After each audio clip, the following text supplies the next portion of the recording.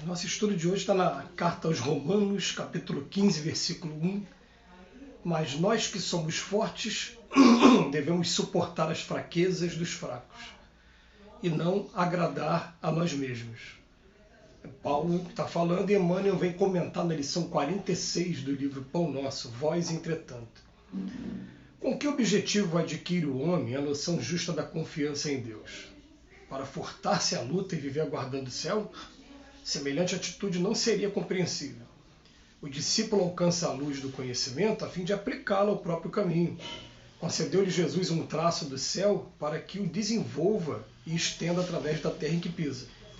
Receber o sagrado auxílio do Mestre e subtrair-se-lhe a oficina de redenção é testemunhar a ignorância extrema. Dar-se a Cristo é trabalhar pelo estabelecimento de seu reino. Os templos terrestres, por ausência de compreensão da verdade, permanecem repletos de almas paralíticas, que desertaram do serviço por anseio de bem-aventurança. Isso pode entender-se nas criaturas que ainda não adquiriram o necessário senso de realidade. Mas vós, os que já sois fortes no conhecimento, não deveis repousar na indiferença ante os impositivos sagrados da luz acesa, pela infinita bondade do Cristo em vosso mundo íntimo. É imprescindível tome cada um os seus instrumentos de trabalho na tarefa que lhe cabe, agindo pela vitória no bem, no círculo de pessoas e atividades que o cercam. Muitos espíritos doentes nas falsas preocupações e na ociosidade do mundo poderão alegar ignorância. Vós, entretanto, não sois fracos nem pobres da misericórdia do Senhor. Que lição bonita para a gente analisar aqui hoje. Porque ele começa a dizer o seguinte, que tem muita gente que começa a se aprofundar dos conhecimentos religiosos e a gente precisa realmente de um momento de estudo, de um momento de introspecção, mas depois que começa a tomar conhecimento das escrituras sagradas, desses preceitos que revolucionam a gente, né, que mexem com a gente, a pessoa se entrega a uma inércia que é inexplicável, a inércia, muitas das vezes até a inércia em orações. Olha a justificativa que tem, inércia em orações, achando que essa inércia o vai levar ao reino dos céus, à terra prometida, enfim, é toda a promessa que o Cristo deixou nos evangelhos, nos 4 evangelhos. Quando a gente começa a entender que é o seguinte, olha que frase bonita, o discípulo alcança a luz do conhecimento a fim de aplicá-la ao próprio caminho e depois desenvolver, estender através da terra em que pisa para os outros que estão ao redor. Então é interessante, né, que ontem eu estava conversando com um amigo. Esse amigo, amigo muito querido do coração, que ele, nessa encarnação, nessa vida, ele chegou a morar na rua. Morar na rua com a família, que a família não tinha uma casa. E hoje ele é um multiprofissional sem ter tido condição de estudar, de concluir os estudos, de fazer o 2º grau completo, de fazer a faculdade, pós-graduação, igual essas pessoas, quando tem condição de fazer, fazem. Mas ele, né, se ele assistiu o que eu estou falando, ele vai saber o que eu estou falando dele. Hoje ele é um profissional que ele trabalha com energia solar, ele trabalha fazendo parte elétrica, ele trabalha com câmeras de segurança, ele trabalha com... entende tudo de Sky, de net, desses aparelhos de telefonia, porque trabalhou muitos anos nesse ramo. E ele está trazendo com ele uma gama de informações que eu parei para conversar com ele e falei para ele, meu amigo, olha só, tenta ver o lado do espírito, esquece o lado do corpo aqui agora. Se Deus convidasse para voltar agora para o outro lado da vida, abandonar esse corpo, porque esse corpo a gente sabe que ele vai para dentro de um caixão de madeira daqui a pouco, mas o espírito não, o conhecimento que a gente tem vai com a gente. Convidasse a mim e a você, poxa, eu por ter tido oportunidade de estudar, estudei, fiquei numa profissão só, me acomodei, você aprendeu coisa pra caramba. E outra coisa, você tem muito mais condição de se virar hoje do que eu, porque eu tenho dificuldade de fazer parte elétrica. Eu só sei que você não pode botar positivo com neutro, eu só entendo o básico de eletricidade, mas você faz essa instalação elétrica de tudo, né, de casa. Então ele, por não ter se mantido na inércia, ele desenvolveu uma capacidade, em primeiro lugar, para aplicar para ele mesmo, porque ele faz todo o trabalho dentro da própria casa e, em segundo lugar, para aplicar para as outras pessoas. Então ele coloca o seu serviço profissional à disposição de todos.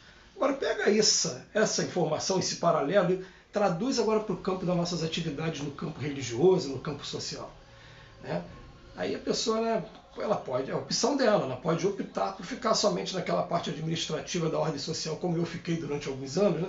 Só fazendo aquela parte de receber a pessoa, faz uma entrevista, pergunta qual é o nome completo, pega documento, onde você mora, quantos filhos tem e tal, né?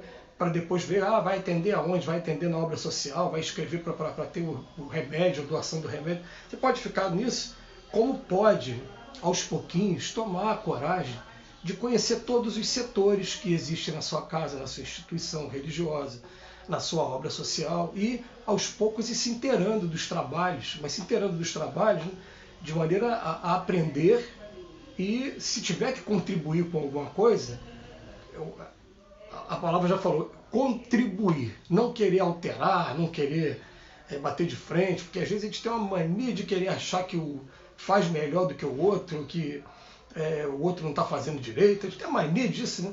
Quando na verdade, se você tirar a oportunidade do outro, você pode estar apagando aquilo que ele está se agarrando nessa encarnação para a redenção dele.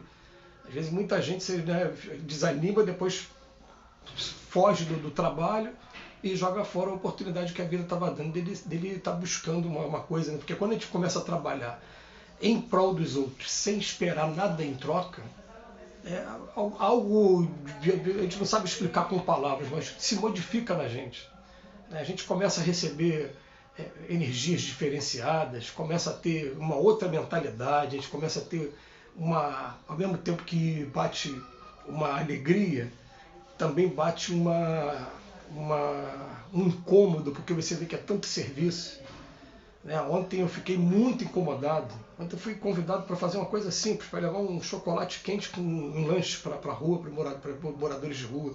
E aqui perto da minha casa eu parei no primeiro ponto, mais de 40 pessoas, como eu nunca tinha visto, por conta dessa pandemia, por conta dessa crise. E aquilo dá um incômodo na gente, a gente fica, meu Deus, a que ponto que nós estamos chegando, né? Precisa de muita coisa para ser feita, e às vezes coisas pequenas. Porque ontem, coisa pequena, ontem a gente não teve aquela coisa de fazer um prato de comida, uma quentinha, não, a gente pegou pão, né, fez um sanduíche, levou com chocolate quente, e foi só, fazer aquilo que está ao nosso alcance, sem esperar, eu queria tanto fazer uma super refeição, né? Mas para fazer super refeição você tem que ter o contato com mais pessoas, tem que ter uma organização. Então eu não vou fazer porque eu não tenho organização. Faz o que está ao teu alcance, começa a fazer, e em tudo é assim.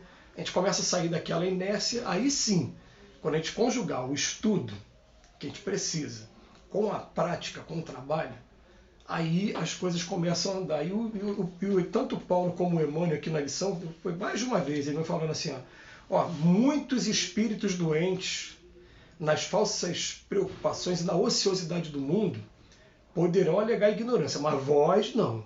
Vem chamando a nossa atenção, vocês não. Nós que estamos acompanhando esse estudo aqui diariamente, né, que estamos procurando conhecer mais o Evangelho, a nós, ociosidade de jeito nenhum. A teoria ela tem que vir para ajudar na prática.